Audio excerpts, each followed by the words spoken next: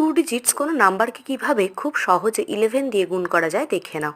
দেখো 23 ইন্টু 11, 2 আর 3কে দুপাশে লিখলাম, লিখে 2 আর 3কে যোগ করে মাঝখানে লিখে দিলাম 5, তাহলে 253 আনসার হলো। এইভাবে 35কেও 11 দিয়ে একইভাবে গুণ করব।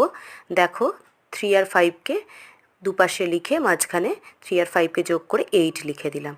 আবার 64কে 11 দিয়ে একইভাবে করব। 6 আর 4কে লিখলাম, 6 আর 4 যোগ করলে আসে 10, 10-এর 0টাকে লিখলাম মাঝখানে, আর 6-এর সাথে 1 যোগ করে 7 হয়ে গেল।